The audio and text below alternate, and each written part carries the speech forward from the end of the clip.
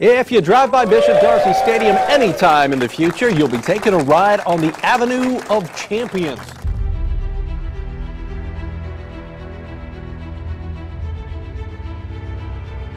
And Crable now from the left side hash mark. Looking, play action fake, throws the fade, looking for Chrisman up, he's got it, touchdown! As Crable play action fake rolls right, dumps it off. There's Cole, Casey Cole will score. Here is Brown looking to throw, taking a lot of time, and he's swarmed upon yet again. Cougars coming once again. Martell Williams stays in as the running back. The give is to him. Blasted up the middle. He's got a chance inside the 20. Steps out of a tackle, and he will run inside. Dives for the pylon. On the left side, hash mark has the snap. Short drop, looks left, dances, steps up, wrapped up, and dropped. This one fielded by Rixey at his own 46. Works to the left side.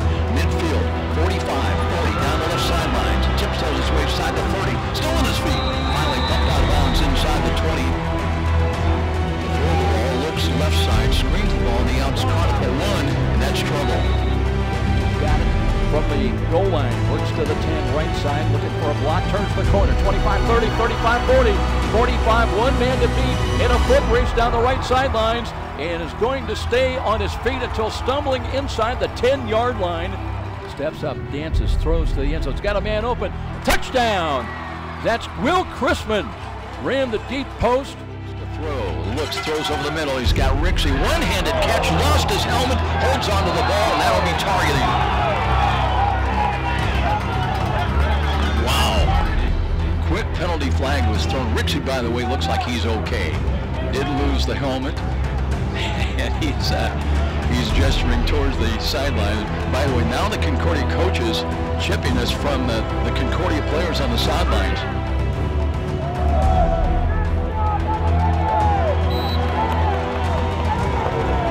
And here is a pass into the flaps, and again, well defended. Ryan Johnson, we just talked about him. The snap, read option, wants to throw, pulls it down, and he's going down. Cleared by John Thomas right now. Crable rushes coming, throws quickly, he's got the catch, and the lateral play is good. And to the 40, 45, 50, foot race down the right sidelines, and that's Rixey, who's all the way on his feet. He got it to Will Chrisman. The running back, the draw, works to the left, turns the corner, down the sidelines, got a chance to score, touchdown. If he stayed inbound, calls his own number, and walks into the end zone, dragging tacklers. There was a little motion, there's an option to run to the left side, and that's going nowhere. Dropped. Marcus Stepp read it perfectly. Lost his helmet on the play. Here's a roll to the right side by Pollard. Taking a look under pressure, and he's going to be sacked. Back around the 10-yard line. Cougars were coming. Touchdown. Quarterback draw coming up. Runs up the middle. He's got some running. Who cuts to his left. Inside the 20 to the 15 to the 10. 4 quarterback hurries, 2 fumble recoveries, and yes, a block kick. Here's a run. That goes nowhere. Is coming, and it's blocked. And here's a return, and the Cougars will have a touchdown. So wants to throw, looks, throws, and in traffic, is the ball caught? It was, touchdown. High snap, and it's in over his head, and got the kick away. It's blocked to the side, and it's still loose ball at the 5-yard line, and USF will have it right. I don't get it. I'm bigger, stronger, faster, better athlete. Anybody can see that. And I said, yeah, you're right. Everybody does see that. And in my intramural Cade's office, I had golf balls I had for golf classes and stuff. And they had the big buckets, you know, that, I don't know, 50 or 100, and then they had the smaller buckets, 25 or 50. And there were several smaller buckets, they were full. And there was a big bucket that had a few in the bottom. I said, that's you right there. You got all the potential in the world. Nobody here can even be close to you in your God-given ability, but you don't do anything. You're not dependable. We can't count on you. That's why this little guy over here who has half of your ability has won the job, because his golf balls are overflowing. However great your bucket is, however big it is, to be the best you can be. When you walk out on that field, it should be your sanctuary. It should be where you love to be, as you get to play the greatest team sport game of all. Hey, remember, just like what Coach D said, this is evaluation. This is your final evaluation. Take everything you learned in camp, play the best of your ability, and go out there and have fun. That's all we are about here, is winning games, having fun, and getting rings, all right? O-line on 3, 1, 2, 3, O-line! After back-to-back national championships, your University of St. Francis football team entered its 21st season, ranked #1 in the country for the 15th consecutive NAIA Coaches Top 25 poll. Riding a 23-game win streak, which is an Indiana Collegiate State record, it was a special season with a special senior class, putting together a 4-year run that rivals the likes of Clemson in Alabama. Well, after their 4 years, it certainly is something special. Not many, like you say, the Clemsons and Alabamas have had 4 Final Fours and 2 national titles to their credit. So, I mean, it's absolutely amazing, the accomplishment of this senior class. The back-to-back NAIA champs opened their season at home. Cougars hosting Robert Morris University on Saturday night to open their 2018 campaign. Your Cougs cruised through the first 3 games of the season, but it didn't come without a cost. Here's Crable ready to take the snap again. Short drop, no, the draw. Hands to Green. Green running room, 45-40. Cuts to his right, and they are not going to catch him. It'll be Green inside the 10 to the 5, and a touchdown for USF. Returning All-American running back Justin Green rushed for 113 yards with 2 touchdowns and opened the third quarter with an 84-yard kickoff return for a touchdown in the 42-19 dismantling of Robert Morris. This blue steel defense, though, they'll wake up. James Jamachich sheds the double team for the sack there on the Robert Morris quarterback. They give the ball right back to Crable and company. This time he finds Will Chrisman streaking in the back of the end zone. His night is done after this. 3 total touchdowns, a hug from Ferrer, and a handshake from old head coach Kevin Donnelly. 1 game, 42-9 the final, 1 win for the new QB. Were there nerves going into your first game, excitement, or how did you balance those 2 things? I mean, I think it was a little bit of everything, obviously. I mean, this is my first college football game in almost 4 years, so there were definitely nerves coming in. But, you know, once I get started, gosh, this excitement just took over, you know. Green goes on to score the first touchdown for USF on the road in Joliet, Illinois, but would eventually go down with an injury. Junior receivers Rocky James and Dan Rixey picked up the slack and went for a combined 252 yards receiving and 3 touchdowns. Rixey's got it inside the 25, and he is on the way to the house. Here's Crable, time of the pocket, steps up, he throws downfield, he's got a man, there's a fingertip catch, and Rocky James with a catch for a touchdown. Cornerback Wilmer Cole helped take the fight out of the Saints with a 21-yard interception return for a touchdown in the 49-19 win over USF Illinois. Cougars back home today to renew a rivalry with St. Ambrose out of Davenport, Iowa. Back home for the Fighting Bees. There's an out pass, and ball is dropped in and out of the hands. And boy, that was great defense. Ryan Johnson and the receiver lined up, J.D. Villaforte. Yeah, Villaforte paid for that one. Junior running back P.J. Dean stepped up with 154 yards rushing on 11 carries, scoring 3 of USF's 5 rushing touchdowns. Again, quick look now, the draw, hands it off. P.J. Dean scampers to his left, 30-35. He's got some open field in a foot race, 40, 30, 25, 20, and barring no penalties, it's a touchdown run of 76 yards by P.J. Dean to the house. Takes the handoff, cuts left side, nice cut in the middle. Now brings it out to inside the 15 to the 10, inside the 5. Did he get in? He touchdown. Trying to throw it in the end zone. Here's Romani. Romani's going to be sacked. That will be a safety. Initial pressure provided by Pearson Harnish on the backside. He came unabated to the quarterback there. The defense was there to swarm him over and stuff him. QB Matt Crable completed 18 of 20 passes for a completion percentage of 90%, which is a new USF single-game record.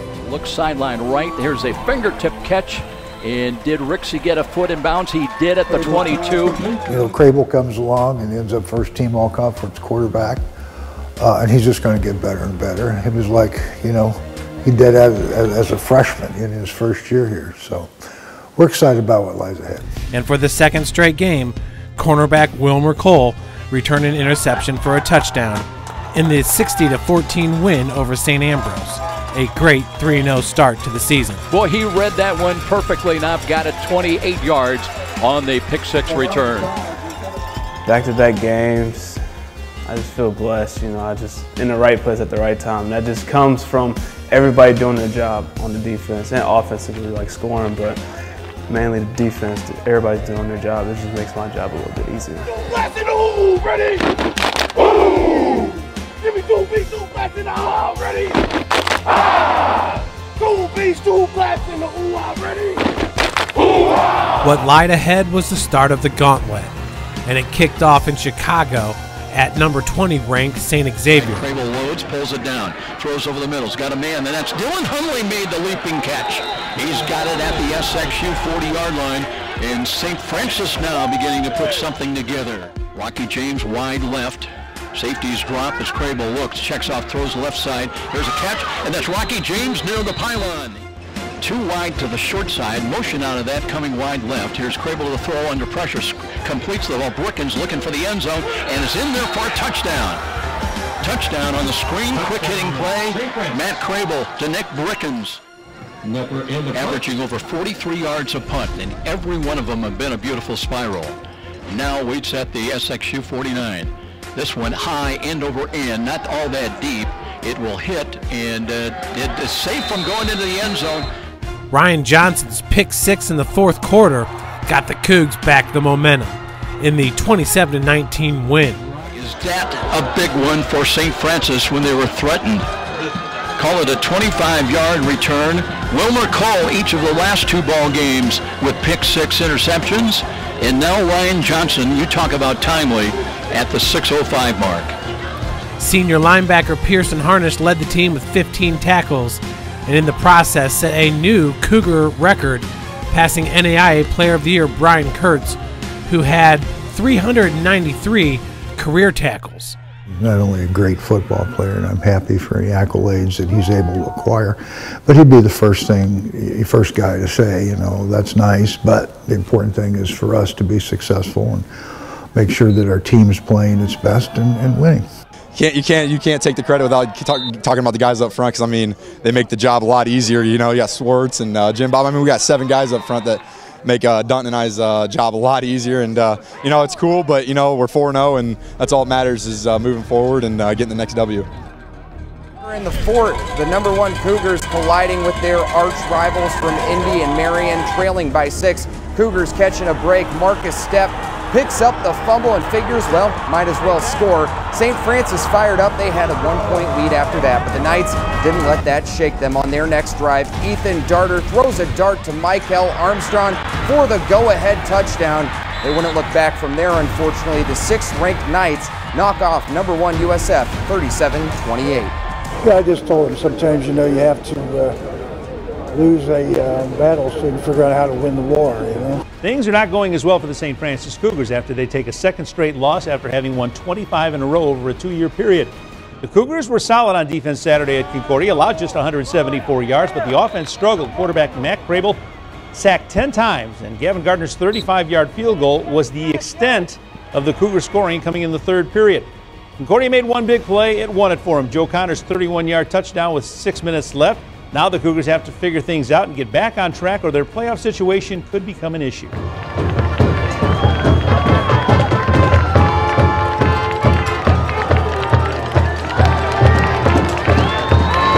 After back-to-back losses, the #6 Marion and #14 Concordia, that meant the playoffs started October 13th versus Siena Heights for the beat-up Cougs. And it was an improbable victory over the #20 ranked Saints. Play action fake being pursued, throws the ball, he's got a catch. Walker, did he get to the spot? And then there's a penalty flag thrown right there, a couple of them. I think it might have been Stan Jackson, believe it or not, on that hit. Again, they were going for Will Walker, who was in the flats on the right side. He made the catch, he was near the stick, and then he just got blasted. Senior linebacker Marcus Stepp played one of the best games of his career with 11 tackles, 4 tackles for a loss, and 2 block kicks. This is the kick blocked. It's a free ball. Cougars looking to pick it up and run with it. This one was returned to the house by Wilmer Cole for an important 2 points. Free ball picked up and a run in a foot race. to the midfield, to the 40. That's Wilmer Cole. He's got a 2-point conversion. Then, inside 1 minute left to play in the game, USF got the ball back and was down by 8 points. 42 seconds to go. 42 seconds. I'm thinking, oh my gosh, you know, when things go bad, they really go downhill fast. And I think Marcus Stepp was the guy that after they scored, really got guys rallied. We're going to find a way to win this. Grab this ball. Crable rolls right. Looking. Now steps up. Looking, sets his feet, throws. He's got Hundley. Caught the ball at the 42. Did he hold on? He did. Let's get closer to a possible overtime situation. Crable drops, looks, pulls it down, scrambling to his left, being pursued. Now runs to the 40, to the 35, to the 30-yard line, and steps out of bounds. Crable out of the gun, short drop again, rush is coming, steps up. Will he run? He will run to the 20, and down as inside the 15 to the 11-yard line goes Matt Crable, needing 2 yards, better 3 yards. And let's see, here's a quick pass, and they've got a touchdown on the halfback option. Just 11 seconds left from the 1-yard line. Handoff, P.J. Dean, the jump pass to Dylan Hundley for the score. They need to tie it. Now you got Rixian wide to the left, and they're going to come with pressure. Here's motion now in the reverse, throwing back. He's wide open. They're going to throw to Crable if they can, but he's covered now, throws the ball, and they've got it. It was Will Chrisman.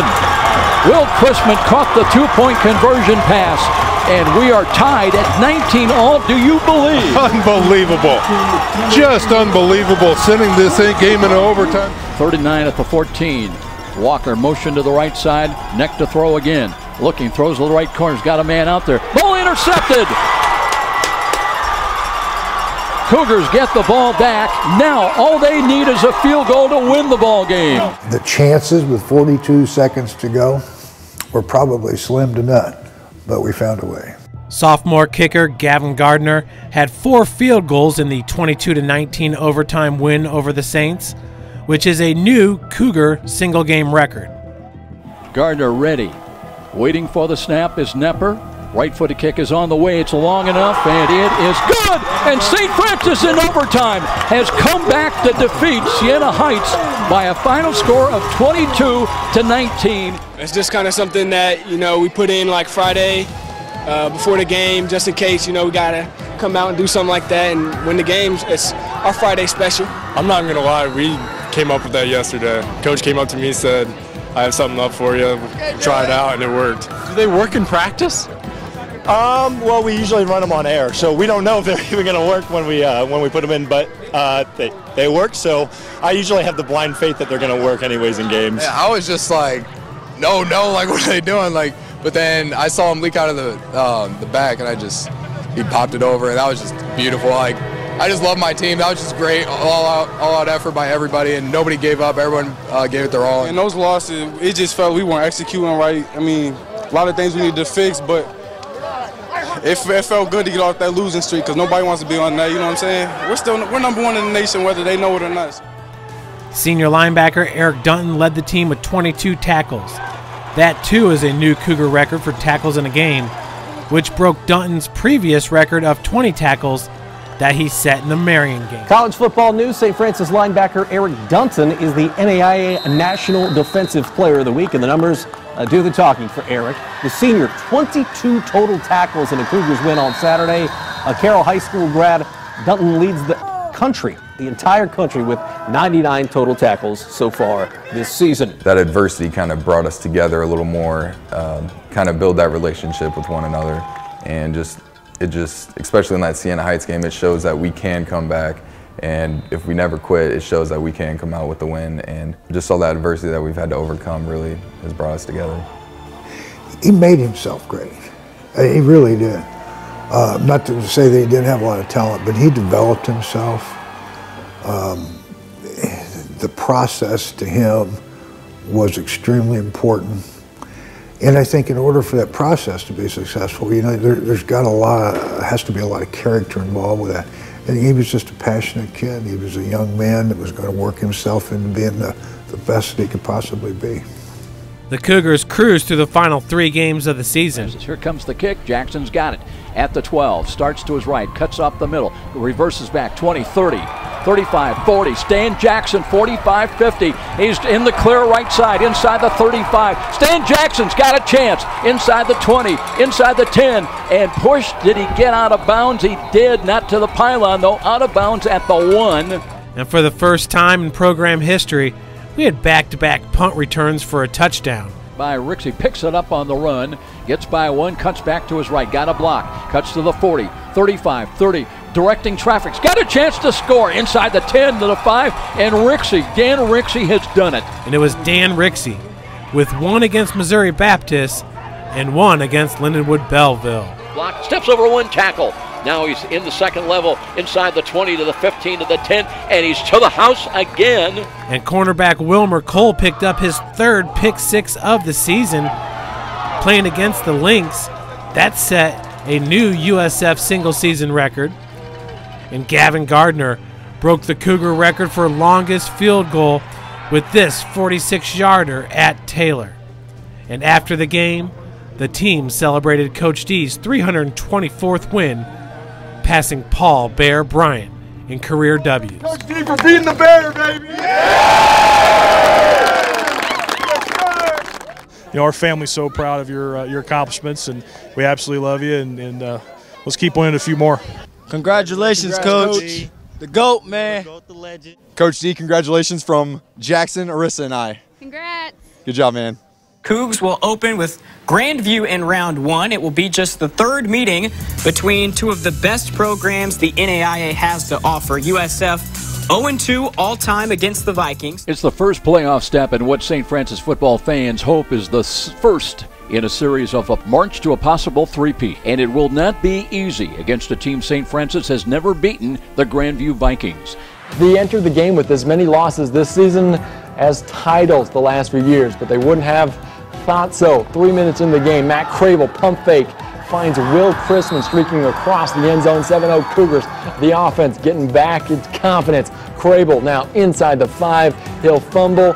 Offensive lineman John Doherty there. Love it. They call him a meatloaf, and you can see why. That's his first ever TD. Entering the playoffs, the 8th-ranked Cougars started to get healthy and had dominant wins, starting with number 10 Grandview, 34-3. Looks, throws over the middle. He's got Rocky James. Fingertip catch. Let's see if they call it a catch. Touchdown! Beautiful. 29 yards. Did he have possession all the way through to the catch? He did. That he did. They call it 6. Another fantastic aerobatic catch that time by Rocky James. Players of the game were Rocky James, who caught a pair of touchdown passes, and junior defensive end James Jamisic, who finished with 5 tackles and 3 sacks. Now wants to throw. Firkin looking, pulls it down and sacked. Boom. Coming in, Jamisic yet again today. And a play action fake, wants to throw and tripped up and dropped. There is, who else? James Jamisic out of Carroll. Unbelievable. Jamisic, he's got the way, he's got the move today. He lowers that shoulder, swims in there around the outside edge. Up next was number 12 Baker in a rematch of the 2016 National Championship game. Gives to J.D. Woods and one USF. There are 3-4 silver helmets. Running back offset to the left side. And stepping up, Aguinaldo looks and is going to be tackled back inside. The ball pop free. Matt Swartz, a huge sack that time. Strips the ball, comes up with it as well. And that is the exclamation point for the University of St. Francis Cougars on defense right there. The defense, though, always came to play. Jalen Moss reads the eyes of the QB for the INT to give the ball back to the offense. And then Matt Crable capitalizes, connecting with Dan Rixey. That's 2 touchdowns in 42 seconds if you're keeping track at home. Your players of the game were Dan Rixey, who caught a pair of touchdown passes. There's play clock at 7. Crable looks, dials, throws. Rixey's out there. Got the catch. Touchdown! Call it. 16 yards on the touchdown pass. And sophomore defensive end Mitchell Thornberry, who took an interception 75 yards to the house. Is that Marcus Stepp? No. No, it's Thornberry down the left sidelines inside the 10, and he scores if it stands up. How about that? 70 yards. Mitchell Thornberry A fumble by Brown in midair, and Thornberry did not step out of bounds. I don't see a penalty flag.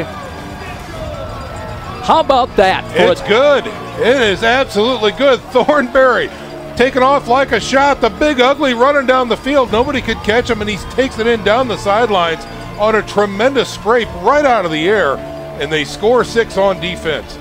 And I just happened to be right place at the right time, and instincts went off and grabbed the ball, and then I just took off. Fourth quarter, you know, it was a pivotal time in the game. I can see what they were trying to do, knock the ball out, but luckily, you know, they didn't push me out of bounds or anything, which I was expecting them to do. They just both went after the ball, but I wasn't going for that, so I just kept trucking along and got that touchdown. With all of the circumstances that we had to deal with injuries and so forth, I thought it was unbelievable how we fought through the injury bug, through a gauntlet of about a month, and came out and ended up in the Final Four. You've got conditions that are going to cause crazy things to happen. And you have to be mature, you have to be tough, and you have to respond in a positive manner. The Cougars have reached the NAIA Football Final Four, but is a return trip to Daytona Beach in 2 weeks also in the picture? On to the 4th straight semifinal appearance for St. Francis, this time on the road, in the driving snow versus #1 ranked Morningside. And the Mustangs go up 14-0 in the first 3 minutes of the game. Open catch again to the left side, and that's a touchdown. We're down 14 in a game that we're not supposed to be in to a team that's supposed to beat us, right? Yes, sir. You got absolutely nothing to lose. Yes, sir. For the next half. Absolutely nothing. Go make a play, go make a block, go get 2 blocks, okay? Go out and do our job. What we've been doing since August. Go out and execute that, and there's nothing they can do, okay? After a P.J. Dean touchdown reception, USF was down 21-7 in the final seconds of the first quarter. That's when Cougar defensive ends Mitchell Thornberry and James Jamisic met at Mustang Trent Salzma, rattling the QB. On the very next play, Ryan Johnson blocked the field goal attempt. Cougars respond with a Will Crispin touchdown grab and would head into halftime down 28-14. All for a touchdown. Will Crispin, little square out pattern. And here is Solsma with 3 wide to the right, looking, scrambling to his left, throws it away. Well, it's up for grabs. That one's picked off. USF gets it back. That's Wilmer Cole. The Cougar defense shut out Morningside in the second half. Sophomore receiver Dylan Hundley made a spectacular touchdown grab. Danforth's got a touchdown. He was beaten on the play. The ball looked like it was going to sail over his head. That will be a 29-yard touchdown by Dylan Hundley, barking up the signals again. Long count from the line of scrimmage. Now gives it off. P.J. Dean diving for the goal line. Did he get in? In the fourth quarter, Dean ran in his second touchdown. And after a Gardner PAT, we were tied at 28. Your Cougs would eventually fall in overtime 34-28, ending a 4-year run that includes 48 wins to just 5 losses, 4 semifinal appearances in the NAIA playoffs, and 2 national championships. You know, we had some things go wrong that we had to battle, and we did. Came back, we're down a couple touchdowns early, fought our way back, tied the daggone thing right at the end. You know, hindsight's 20/20. I'm kicking myself in the tail right now. Why I didn't go for the 2. We had the perfect play called, and I thought, yeah, we're going to get it, but overtime, you know. So anyway, the old man's still learning too. If I had to do it over again, I'd have been a little more courageous and gone for it. The courageous play of Pearson Harnish, who had 15 tackles, 3 tackles for a loss, a sack and an interception, earned him the defensive player of the game. 3 days later, Harnish was in New York as a finalist for the Walter V. Campbell Trophy. He is the only player in the Cougar football program's history to achieve the prestigious honor. All right, we have a young man named Pearson Harnish, who is, we received word late yesterday, he is a finalist for the Campbell Trophy Award, given out December 6th. Congratulations.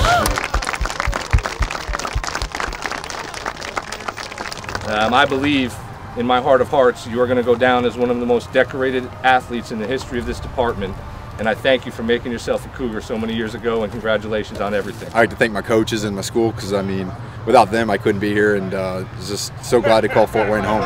It's a Cougar defense that Coach D won't soon forget. The unit set single-season records with 51.5 sacks and only giving up 1,295 yards rushing on the season. But we were strong at all three levels on the defense, and I was very confident that we had a chance to win, go into every ball game we played because of our defense. Entering his 41st season of coaching, you bet Coach D is excited for the 2019 season, pushing himself and everyone around him to fill their bucket. The players, they always keep you excited, and when they don't, then maybe it's time to do something else. Our players rejuvenate you. They rejuvenate all of us as coaches. They create passion for us. They're challenges. Each and every one of them are challenges, but you know, you see the potential in each one, and if you're a true coach, that's the thing that really excites you about getting up every day and taking what you got and seeing the guys we have and all of the great things that could be. That motivates you and excites you for the next day.